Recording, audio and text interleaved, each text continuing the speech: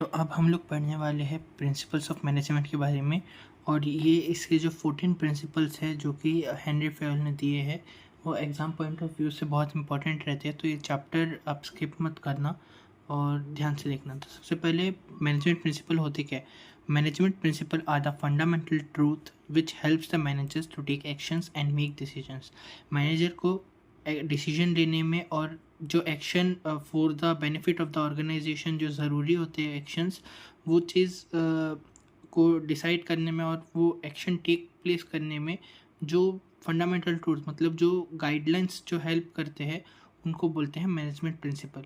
ठीक है, अब इसके कैरेक्टरिस्टिक्स या फिर नेचर या फिर फीचर्स पढ़ लेते हैं। तो सबसे पहले manager principles are the general guidelines.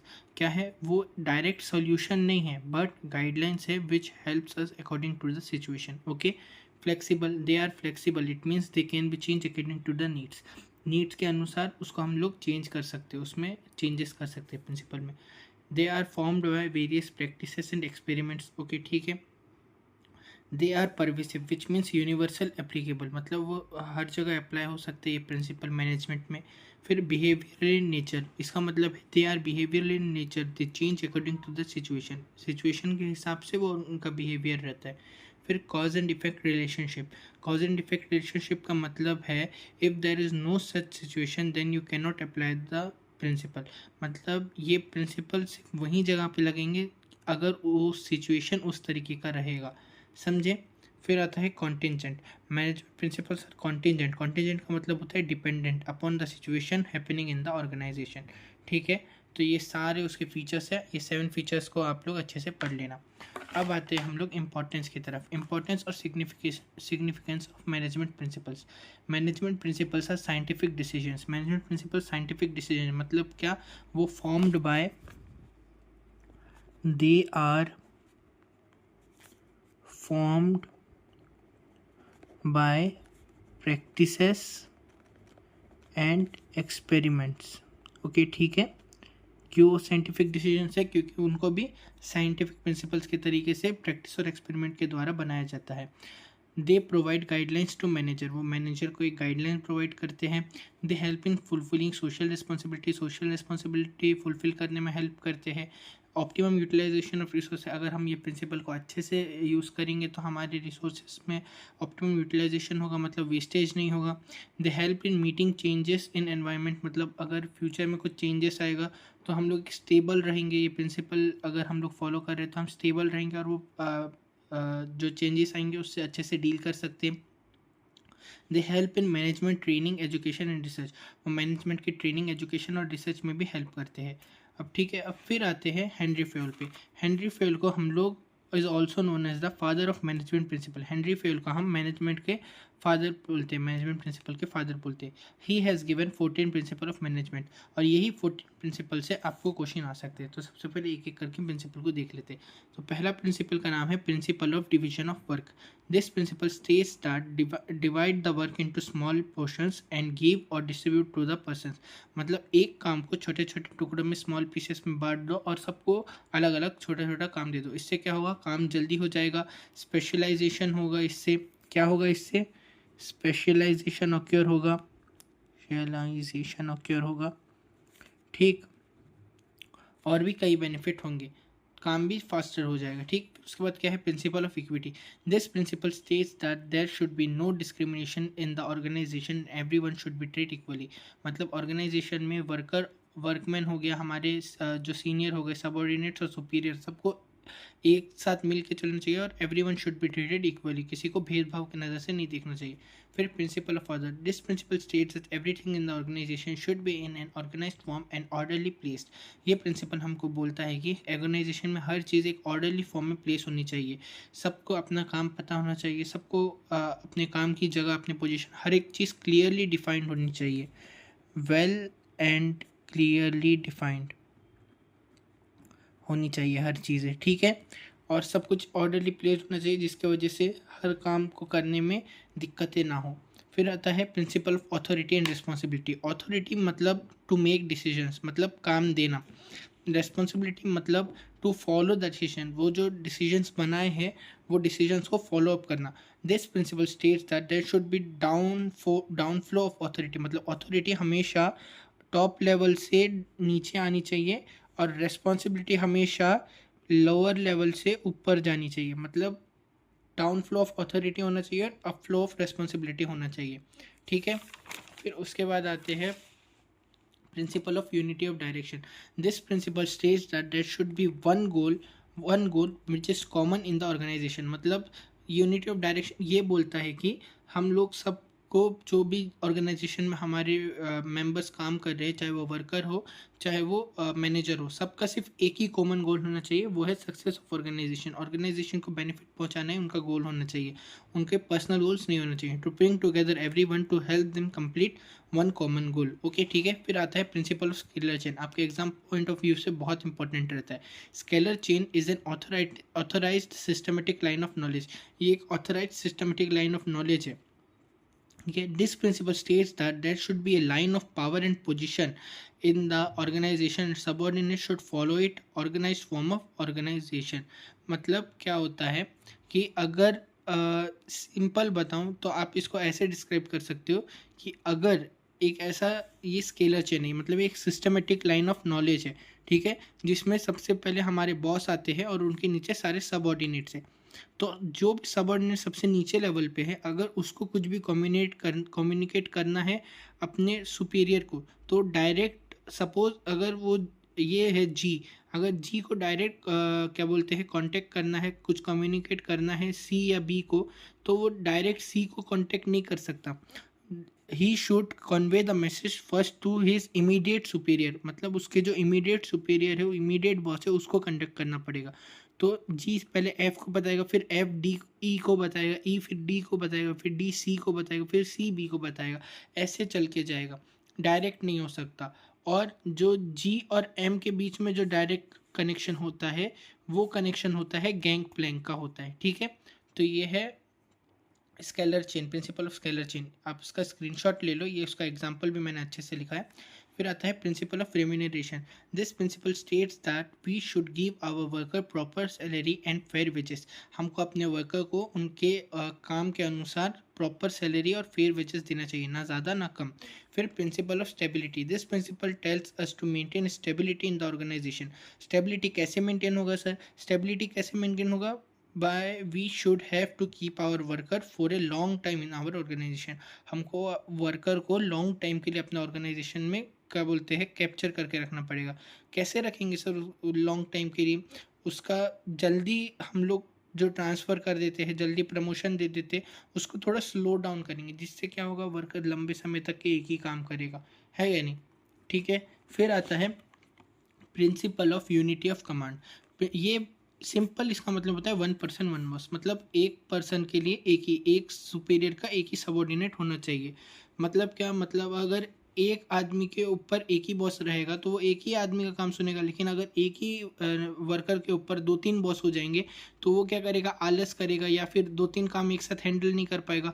तो उसके पास क्या हो जाएगा, उसके पास एक बहाना मिल जाएगा कि नहीं सर, इन्होंने भी मेरे को काम दिया था, उन्होंने भी मेरे को काम दिया था, तो मैं उनका काम कर रहा था, तो उसको बहाना मिल जाएगा और हमारा वर्क स्लो हो जाएगा। तो इसलिए 1 पर्सन 1 बॉस होना चाहिए। ठीक है, फिर आता है principle of discipline. Principle of discipline states that we should maintain discipline in the organisation, which means we should follow all rules and regulations of our organisation. Without discipline there is no work done. ये बात तो सही है, तो हमको rules और regulations follow करने चाहिए। फिर आता है principle of initiative. This principle states that there should be initiative and upbringing of new ideas in the organization। ठीक है, इनिशिएटिव क्या है, कुछ नए आइडियाज़, कुछ इनोवेटिव आइडियाज़ हमारे ऑर्गेनाइजेशन में लाना चाहिए। We should take suggestion from our workers. हमको अपने वर्कर से सजेशन और फीडबैक लेना चाहिए और उनको इंकरेज करना चाहिए। क्या करना चाहिए? इंकरेज करना चाहिए। किसको? अपने वर्कर को। किस लिए? To participate in decision making, in decision making. Okay ठीक है, फिर उसके बाद आता है principle of subordination of individual interest to general interest. अब हम सबके एक इंडिविजुअल इंटरेस्ट रहते हैं। अब हम कोई सी कंपनी में काम कर रहे हैं तो हम लोग सोचेंगे कि नहीं हमारा काम हो जाए, बाकी वो दूसरा हमारा दोस्त काम कर रहा है नहीं कर रहा है, हमारा कलीग काम कर रहा है नहीं कर रहा है, हमको उससे फ़र्क नहीं पड़ता। तो ये जो ऐसा हमारा सोच है वो नहीं होना चाहिए। तो ये प्रिंसिपल वही बोलता है that the interest of the organisation must come before the interest of an individual employ और स्मॉल ग्रुप। अपने से पहले हमको ऑर्गेनाइजेशन के फ़ायदे के लिए सोचना चाहिए। फिर आता है principle of centralisation and decentralisation. Centralisation मतलब the decision making authority is concentrated at the top of organisation. मतलब एक आदमी या फिर एक ही लेवल ऑफ मैनेजमेंट के पास ही सारा अथॉरिटी या डिसीजन मेकिंग का पावर रहेगा तो उसको सेंट्रलाइजेशन बोलते हैं। और डिसेंट्रलाइजेशन मतलब होता है division of authority to throughout the organization. पूरे ऑर्गेनाइजेशन में पावर डिस्ट्रीब्यूट हुआ रहेगा, उसको डिसेंट्रलाइजेशन बोलते हैं। This principle states that there should be a balance of both centralization decentralization in the organization. ये प्रिंसिपल हमको बोलता है कि ऑर्गेनाइजेशन में बोथ वर्क करते हैं, सेंट्रलाइजेशन भी डिसेंट्रलाइजेशन, कोई एक से ऑर्गेनाइजेशन नहीं चलता। ठीक है।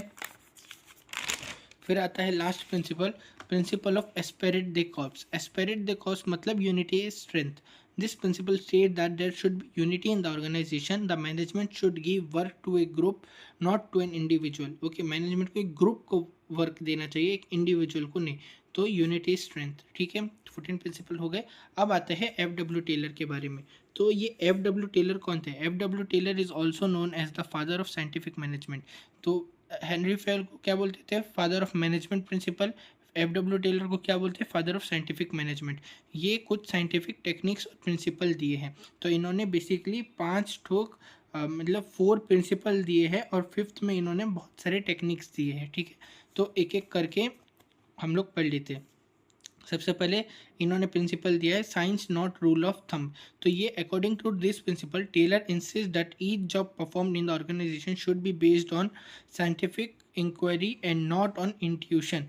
इंट्यूशन मतलब तुक्का बोलते हैं ना हम लोग, तुक्का मार देना, अंदाज़ा लगा देना। तो कोई भी अगर हम काम कर रहे हैं तो वो एक कैलकुलेटिव वे में करना चाहिए, साइंटिफिक इंक्वायरी करना चाहिए, मतलब लॉजिक से काम करना चाहिए।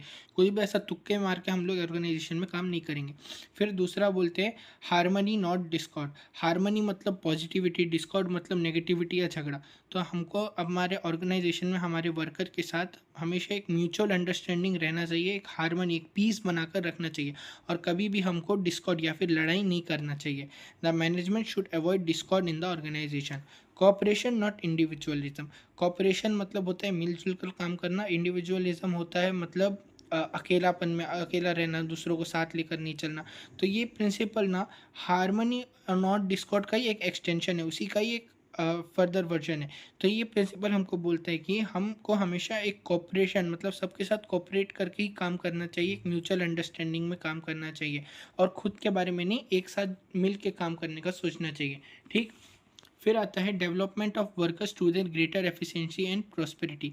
मतलब हमको हमारे जो वर्कर है जो हमारे अंडर काम कर रहे हैं उनको अच्छे से डेवलप करना, ताकि उनके ग्रेटर एफिशिएंसी तक के उनको डेवलप करना, उनको स्किल्स सिखाना, उनकी प्रॉपर ट्रेनिंग करना, उनके नॉलेज को टाइम टू टाइम अपडेट करना और उनके क्वालिफिकेशन को भी इम्प्रूव करना। ठीक है। फिर आता है टेलर की कुछ साइंटिफिक मैनेजमेंट की टेक्निक्स, ये इंपॉर्टेंट है। तो बेसिकली हम लोग क्या क्या देखेंगे? Mental revolution, differential piece wage system, work study, simplification, standardization of work and functional foremanship. Exam point of view से ये 1 2 3 4 ये 4 इंपॉर्टेंट है। मेंटल रेवोल्यूशन का उतना कोई काम नहीं है, तो मैं एक सिंपल शॉर्ट में बोल दे रहा हूँ। मेंटल रेवोल्यूशन का मतलब होता है कि वर्कर के दिमागी तौर से उनको क्या बोलते हैं, मोटिवेट करना, है ना, उसको बोलते हैं मेंटल रेवोल्यूशन। ठीक। फिर आता है differential piece wage system. Differential piece wage system हमको बोलता है कि जो जितना काम कर रहा है उसको उस हिसाब से ही पैसा दो। अगर क्या बोलता है कि अगर कोई आदमी मान लो एक पेन है, ये पेन बनाने के लिए 10 रुपये लगते हैं। तो अगर कोई आदमी दिन के 10 पेन बना रहा है तो उसको 100 रुपये मिलेंगे, लेकिन अगर कोई आदमी दिन के 5 पेन बना रहा है तो उसको 50 रुपये मिलेंगे। तो सबको उनके काम के अनुसार आप पैसा या फिर सैलरी वेजेस दोगे। ठीक। फिर वर्क स्टडी आता है। वर्क स्टडी के अंदर 4 चीज़ें हैं, fatigue study, method study, time study, motion study. Fatigue study क्या होता है? सबसे पहले आप एक वर्कर को लोगे और फिर उस वर्कर को एनालाइज करोगे। ठीक, एनालाइज करोगे कि वो कितना देर काम कर रहा है और कितना देर वो थक जा रहे हैं, कितने जल्दी वो थक रहा है, कितने जल्दी वो टायर्ड हो रहा है। ठीक, फिर मेथड स्टडी। मेथड स्टडी में आप वर्कर को देखोगे कि वो लोग कौन से मेथड में, 2-3 मेथड आप दोगे, वो कौन से मेथड में जल्दी काम कर रहे हैं। सपोज एक काम करने का 2 तरीका है, मतलब या तो मशीन से काम कर सकते या तो लेबर से काम कर सकते। तो आप देखोगे कि कौन से काम में हमको ज़्यादा बेनिफिट हो रहा है, कौन सा काम जल्दी हो जा रहा है, कौन सा काम में ज़्यादा पैसा लग रहा है, कम पैसा लग रहा है, तो उसको बोलते हैं मेथड स्टडी। फिर आता है टाइम स्टडी। टाइम स्टडी में आप एक वर्कर को लोगे, ठीक है, और एक वर्कर को देखोगे कि वो कितना टाइम लगा रहा है एक वर्क को कंप्लीट होने में, how much time he takes to finish a work. Okay, ठीक, how much time he takes to finish a work. Motion study में हम लोग देखेंगे कि वो कितना देर आराम कर रहा है, क्या और कितना देर काम कर रहा है, कितना देर चाय का ब्रेक ले रहा है। तो हम वर्कर के मोशन को एनालाइज करेंगे। ओके, मोशन को एनालाइज करेंगे। ठीक, और फिर जो अननेसेसरी टाइम वो बर्बाद कर रहा है, जैसे दोस्तों के साथ गपशप कर रहा है वैसा सब, तो उस टाइम को रिड्यूस करके उसका टाइम को, जैसे 8 घंटे में वो 2 घंटा बर्बाद करता है, तो हम 6 घंटे का ही उसको वर्क टाइम देंगे और वो 6 घंटे के अंदर अपना काम करेगा। ठीक है, फिर आता है सिंप्लीफिकेशन, स्टैंडर्डाइजेशन ऑफ वर्क। हम लोग एक सिंपल और एक स्टैंडर्ड फिक्स करेंगे काम करने का, जो ज़्यादा कॉम्प्लिकेट ना हो और वो काम करने में आसानी हो, जिसके कारण हमारा प्रोडक्शन इंक्रीज हो सके। ओके, हमारे वर्कर की एफिशिएंसी इंक्रीज हो सके और हमारा कॉस्ट रिड्यूस हो सके। ठीक है, फिर उसके बाद आता है फंक्शनल फोरमैनशिप। फंक्शनल फोरमैनशिप के अंदर आते हैं 2 डिपार्टमेंट। अब फंक्शनल फोरमैनशिप मतलब जो लोग काम कर रहे हैं, जो फोरमैन है, जो लोग काम कर रहे हैं, वो लोग क्या क्या फंक्शन परफॉर्म कर रहे हैं। तो फंक्शनल फोरमैनशिप में 2 डिपार्टमेंट हो जाते हैं, एक आता है ऑपरेशनल डिपार्टमेंट, एक आता है प्लानिंग डिपार्टमेंट। तो ऑपरेशनल डिपार्टमेंट में हमारे पास 4 लोग हैं, एक है गैंग बॉस, एक है स्पीड बॉस, एक है इंस्पेक्टर, एक है रिपेयर बॉस। गैंग बॉस क्या करता है? ग्रुप कैसा काम कर रहा है उसको चेक करता है। स्पीड बॉस क्या करता है? कितने देर में काम हो रहा है, कितने स्पीड में काम हो रहा है, वो चेक करेगा। इंस्पेक्टर क्या करेगा? ये इन सब के ऊपर इंस्पेक्ट करेगा, मतलब निगरानी रखेगा। वॉचिंग आए है ये, ओके, मतलब खाली देखने का काम करता है, देखेगा और फीडबैक देगा। फिर रिपेयर बॉस क्या है? कोई भी रिपेयरिंग का काम हो गया उसको करेगा।